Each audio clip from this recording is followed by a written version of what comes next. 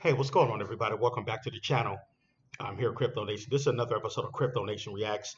This is from Big Boy, Ben Crypto. I follow his channel as well. Big Boy, he's a pretty big influencer in crypto. He has a lot of knowledge and predictions and everything. But anyways, in this title, he talks about XRP, how the SEC, the way they're appealed, they're just buying time or whatever. They already know they lost the case. And he explains everything right here, what they're doing. But anyways, don't forget to subscribe, hit the like button for post notifications. So let's see what Big Ben is talking about in this episode. The most significant cryptocurrencies on the market after years of legal battles with the SEC. Many investors are left wondering, what does the future hold for XRP now that the SEC has filed an appeal? But today I'm going to explain why the appeal doesn't matter. The SEC appeal is just noise, and XRP is positioned for a major comeback. Let's break down the real story behind this appeal and why the future is so bright for XRP. I'm not a financial advisor. Back in 2017, XRP skyrocketed, crushing the market during the bull run.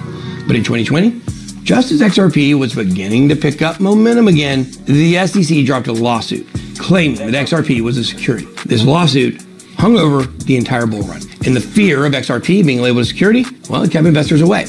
As a result, XRP failed to reach a new all-time high. What you need to understand is that this legal battle wasn't just about Ripple. The SEC's lawsuit had ripple effects across the entire crypto industry, causing uncertainty and doubt about the future of other cryptocurrencies as well. The fear wasn't just about XRP, it was about setting a precedent for what crypto could be labeled as a security. Fast forward to July 2023 when Judge Annalisa Torres ruled that XRP is not a security when sold on secondary markets especially. This was a landmark ruling. The fact that Ripple won this case on a summary judgment is massive. Why?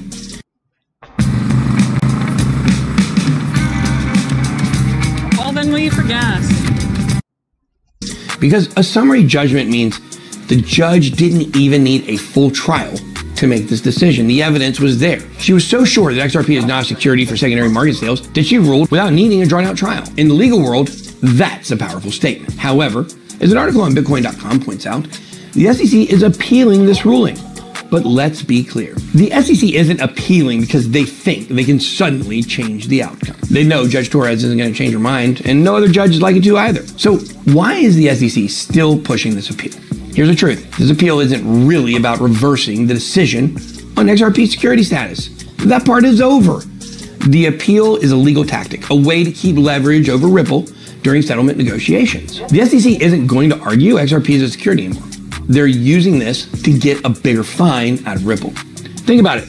When Coinbase and other major exchanges relisted XRP right after the ruling, that was the message to the market.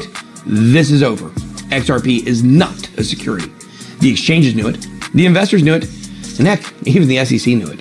But the SEC, as we see in cases like this, likes to hold things over companies' heads as a way to negotiate higher settlement amounts. They're looking for more money, plain and simple. Check out this clip of Ripple President Monica Long discussing the differences between the CFTC and the SEC. One looking to help, one looking to fine. You have regulators like the CFTC who are really leaning in to understand and take a position on some of these, the technology and some other use cases, publishing a paper on DeFi. And then on the other side, you have the SEC who has taken, frankly, Chair Gary Gensler has just been on a warpath for a number of years now with just through enforcement actions and not really providing any regulatory clarity. Ripple already knows this is the game, which is why they're not letting the SEC's appeal slow them down. Gary is out here making a mockery of everyone, as Gary does. And I gotta say this, I respect his hustle. What is your take, though, on the argument, and especially around crypto, but other things as well, that rather than create new rules or even new laws that might have to be put into effect, that you have effectively regulated through legislation? We don't legislate. No. This guy has really grown on me, and to be honest with you, I'm really going to miss him if he becomes irrelevant after he leaves the SEC. But Monica knows the score. That's also why Ripple has Monica on the front lines calling this stuff out. All of this works together to help them in the appeal. But it isn't all boring regulation news. At this week's Swell Conference, Ripple is making major waves with major announcements, including details of the launch of their new stablecoin, RLUSD. I think it's RLUSD, I'll be honest. The stablecoin, set to launch soon, is already partnered with major exchanges, and Ripple is still awaiting, though, the final approval from the NYDFS, or the New York Department of Financial Services. We love those guys. But they're making the decision to move forward with it. Now, this isn't the move of a company bogged down by legal uncertainty. Ripple is pushing forward, and RLUSD is a game changer for cross-border liquidity. The stablecoin market is one of the most critical elements of crypto liquidity, of course, and Ripple wants to play a leading role in that space. Beyond the legal drama, the institutional interest in XRP is skyrocketing. Don't tell Ada. In October 2024, Bitwise filed for the first XRP ETF, followed quickly by Canary Capital, which also submitted their filing for an XRP ETF. This means that the big players in the investment world are betting on XRP. These ETFs, if approved, would allow investors to get exposure to XRP without holding the asset directly, opening the door for institutional money to flow into XRP. Now, but I do have to be really honest with you guys. These ETFs will not get approved until BlackRock or Vanguard were to file an XRP ETF, and that would be the path to approval. But it's still a big news that they even got filed. And Bitwise and Canary Capital, they are big players.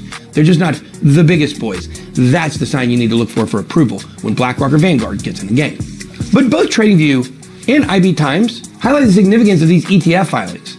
If institutions are ready to move on XRP, despite the ongoing appeal, that tells you everything you need to know. XRP's future is not in jeopardy. It never has been. The entire legal case was actually a game of charades played by shadowy dark figures you think maybe exist but have never seen. Because the SEC is always talking out of both sides of its mouth. How can it on one hand discuss coming after crypto companies when the SEC just approved all these ETFs? I'll explain here in a bit. I hear Warpath and I think to myself, at the same time, over the last year, we've seen ETF products allowed in the US for Ether and for Bitcoin. So it doesn't necessarily, to me, look like an administration or an SEC that has been really hostile to crypto. What would you say to somebody who comes back at you with that argument?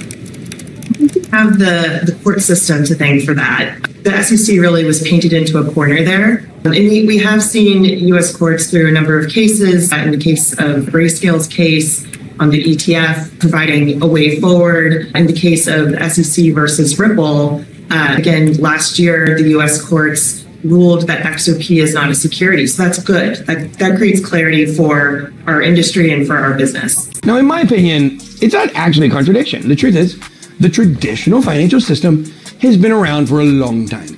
The SEC, the banks, the institutions, they've been in the game for decades. Crypto's still new, and as these new crypto companies rise to prominence, they're learning that the traditional system will take from the winners relentlessly.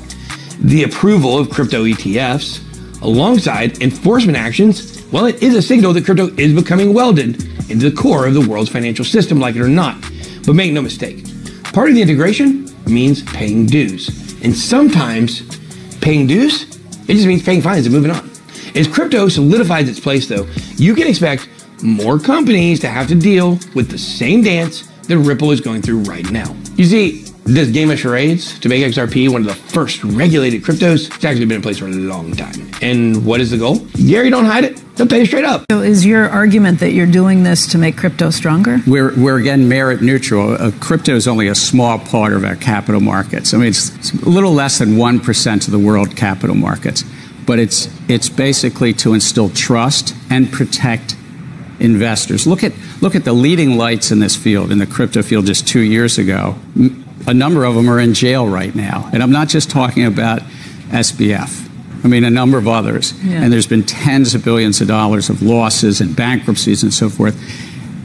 What field in America, innovative field in America, survives without building trust in that field? Anyways, like I said, you look at XRP, they're second everybody. They're just buying time right now. Like I said, they're just trying to get more money out of Ripple. That's pretty much what the SEC is doing. They pretty much already know they lost. You know what I mean? And they're just constantly, they're just doing that the whole you know, the price down to XRP. Like I said, I believe that XRP really should be at about $1 right now at least. But anyways, um, that's what's going on with that. Let's see. Continue here. Mr. X would actually agree here with Gary Gensler. He doesn't like Gary Gensler, but he would agree here. The point of all this enforcement is to make things look as normal as possible so the industry builds trust. Now that crypto is mature, it needs regulation. It needs people, normal folks, to trust it. And the way that that happens is for people to trust if something went south, there's someone to hold accountable. Now, let's not get all caught up in the headlines about the SEC's appeal. The real story is that Ripple is pushing forward. XRP was already relisted on major exchanges a long time ago. ETFs are in the pipeline, and their new RLUSD stablecoin is launching soon. I wish they had a better name. The legal battle is now just about how much Ripple pay in fines. It's no longer about the future of XRP. As Mr. X pointed out, this appeal doesn't matter anymore. It doesn't matter. The SEC will use it as leverage to negotiate a higher fine, but XRP's role in the financial system is secure. This is no longer about whether XRP is a security. It's about power, reputation, and money. And once this battle is done, XRP will be stronger than ever, leading the charge in global liquidity. So what do you think? Do you agree that the SEC's appeal is nothing more than just a distraction? Are you ready to see XRP take its place as a leader in global finance? Let me know down below in the comments, XRP Army. And if you enjoyed this breakdown, hit the like button and subscribe for more insights on XRP and the future of crypto. Big Boy out. Yep, that's exactly what they're doing. Just like Ben said, Big Boy said, they're what they're doing. They're just it's all about money and power. You pretty much at this point, I think the SEC, they're just trying to got that word they use.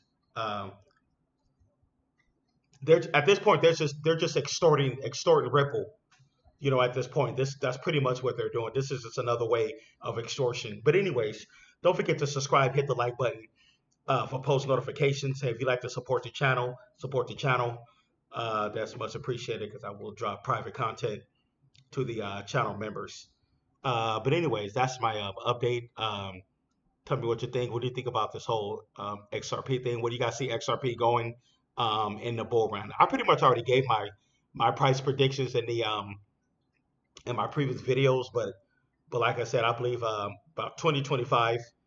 I'm giving it about where the current market cap is already in top 7.